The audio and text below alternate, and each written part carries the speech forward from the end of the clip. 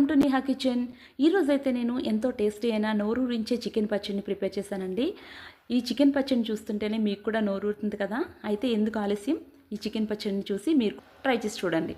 ఇలా చేసిన చికెన్ పచ్చడిని మనం ఒక 1 మంత్ పాటు స్టోర్ చేసేసుకోవచ్చండి ఇంట్లోనే. చక్కగా పిల్లలకు కూడా ఎంతో ఇష్టంగా తినేస్తారు. ఇప్పుడు ముందుగా నేను ఒక 1/2 kg బోన్లెస్ చికెన్ తీసుకున్నాను. చిన్న చిన్న పీసులు కట్ చేసి చక్కగా నీట్గా కడిగి ఒక పక్కన పెట్టుకున్నాను. ఇప్పుడు ఇందులోకి 1 టేబుల్ స్పూన్ పసుపు, ఒక 2 టేబుల్ స్పూన్ల సాల్ట్ వేసుకుని చక్కగా మిక్స్ చేసుకోవాలండి. ఇలా చికెన్ అంతా కూడా మిక్స్ చేసుకుని మనము ఒక పక్కన పెట్టేసేసుకుని స్టవ్ ఆన్ చేసుకుని కళాయి పెట్టుకుని ఆయిల్ వేయకుండా డ్రైగా ఫ్రై చేసేసుకోవాలండి. మనం ఈ చికెన్ అంతా కూడా వాటర్ వస్తూ ఉంటుంది కదా, ఆ వాటర్ అంతా కూడా డ్రై అయిపోవాలండి. అందుకే ఇలా ఫ్రై చేస్తున్నాను నేనైతే. చాలామంది అయితే డైరెక్ట్గా ఆయిల్లో వేసుకుని చికెన్ ఫ్రై చేసుకుంటుంటారు. నేనైతే ఇలా చేస్తున్నాను. మీరు కూడా ఈ టైప్లో ట్రై చేసినట్లయితే చాలా పర్ఫెక్ట్గా వస్తుందండి. మీరు కూడా ట్రై చేసి చూడండి ఈ పద్ధతిలో. చూడండి, వాటర్ అంతా కూడా మనకి ఇలా డ్రై చేసేసుకోవాలండి. ఈ వాటర్ అంతా కూడా డ్రై అయిన తర్వాత మనం చికెన్ అంతా ఒకసారి మిక్స్ చేసుకుని స్టవ్ ఆఫ్ చేసుకోవాలి. ఇలా మనం డ్రై చేసుకున్నప్పుడే మనకి 50% అనేది చికెన్ ఉడికిపోతుందండి. ఇప్పుడు మనం గరం మసాలా ప్రిపేర్ చేసుకుందాం. 1 టేబుల్ స్పూన్ మెంతులు, ఒక 2 ఇంచులు దాల్చిన చెక్క, 1 టేబుల్ స్పూన్ జీలకర్ర, 1 టేబుల్ స్పూన్ ఆవాలు, 2 టేబుల్ స్పూన్ ధనియాలు, 8 లవంగాలు, 3 ఇలాచీ తీసుకున్నానండి. ఇవన్నీ కూడా మనము డ్రైగా ఫ్రై చేసేసుకోవాలి. స్టవ్ ఆన్ చేసుకుని కళాయి పెట్టుకుని ముందుగా ధనియాలు అలాగే లవంగాలు ఇలాచీ వేసుకుని ఇవి ఒక 1 మినిట్ పాటు దోరగా ఫ్రై చేసుకోవాలి. స్టవ్ సిమ్లో మాత్రమే పెట్టి ఫ్రై చేసుకోవాలండి. అలాగే అవన్నీ ఫ్రై అయిన తర్వాత ఇప్పుడు మిగతా వేసుకుని మనం చిటపట అనేంత వరకు మనం ఫ్రై చేసుకుని స్టవ్ ఆఫ్ చేసేసుకోవాలండి. మరీ ఎక్కువ ఫ్రై చేస్తామంటే ఇవి మసాలాలు మాడిపోతాయి అండ్ పచ్చడి కూడా టేస్ట్ మారిపోద్ది. ఇలా ఫైన్ పౌడర్గా ప్రిపేర్ చేసేసుకోవాలి.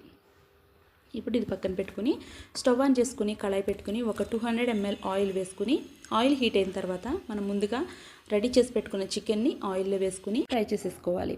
ఇలా చికెన్ అంతా కూడా వేసుకుని గోల్డెన్ బ్రౌన్ కలర్ వచ్చేంత వరకు మనం ఫ్రై చేసుకోవాలి. ఈ చికెన్ అనేది మన పచ్చడికి మెత్తగా ఉండకూడదండి. చికెన్ పీస్ ఎప్పుడు కూడా పచ్చడికి గట్టిగానే ఉండాలి. ఈ చికెన్ పికిల్ని మనం ప్రిపేర్ చేసుకునేటప్పుడు చాలా జాగ్రత్తగా ఫ్రై చేసుకొని మనం పచ్చడిని ప్రిపేర్ చేసుకోవాలండి. చూడండి, ఇలా గోల్డెన్ బ్రౌన్ కలర్ వచ్చేంత వరకు ఫ్రై చేసుకుని మనం ఒక బౌల్లోకి తీసేసుకుందాం చికెన్ అంతా కూడా. మీలో ఎంతమంది చికెన్ పచ్చడి ఇష్టపడతారో నాకు కామెంట్ సెక్షన్లో కామెంట్ చేయండి. ఇలా చికెన్ పచ్చడికి మనం ఫ్రై చేసుకున్న చికెన్ అంతా కూడా ఒక బౌల్లోకి తీసేసుకుని ఇప్పుడు ఇందులోనే మనము ఫ్రెష్గా దంచి పెట్టుకున్న అల్లం వెల్లుల్లి పేస్ట్ వేసుకోవాలండి. మనం ఫ్రెష్గా దంచిన అల్లం వెల్లుల్లి పేస్ట్ మాత్రమే తీసుకోండి. టేస్ట్ అనేది చాలా బాగుంటుంది. మనం ఈ పచ్చి వాసన పోయేంత వరకు ఈ అల్లం వెల్లుల్లి పేస్ట్ని ఫ్రై చేసుకోవాలండి. ఎంతసేపు అయితే ఫ్రై చేస్తామో అంత టేస్ట్ అనేది మనకి చికెన్ పచ్చడి నుండి వస్తుందండి. ఇలా అంతా కూడా ఫ్రై అయిన తర్వాత ఈ చికెన్ కూడా వేసుకొని మనం కొంచెంసేపు మిక్స్ చేసుకొని ఫ్రై చేసుకుందాం. ఇప్పుడు ఇందులోకి ముందుగా సాల్ట్ వేస్తున్నానండి. నేను ఒక 4 టేబుల్ స్పూన్ సాల్ట్ పట్టింది.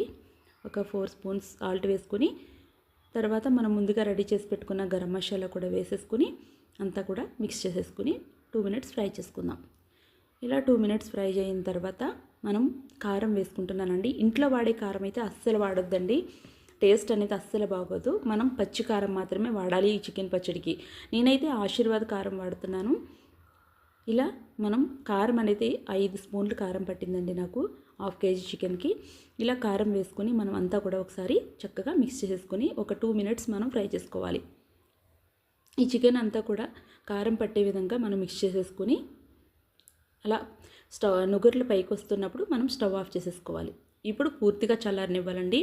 పూర్తిగా చల్లారనిచ్చిన తర్వాత మనం ఒక 4 నిమ్మకాయలు కట్ చేసి రసం తీసుకుని ఈ చికెన్ పచ్చడిలో మనం వేసి మిక్స్ చేసేసుకోవాలి. అంతా కూడా లెమన్ రసం అంతా కూడా చికెన్కి పట్టే విధంగా కలిపేసుకుని చక్కగా మిక్స్ చేసేసుకుని ఒక బౌల్లోకి తీసుకుని మూత పెట్టుకుని పక్కన పెట్టేసుకుందాం. చూడండి, ఎంతో టేస్టీ అయిన చికెన్ పచ్చడి రెడీ అయిపోయింది.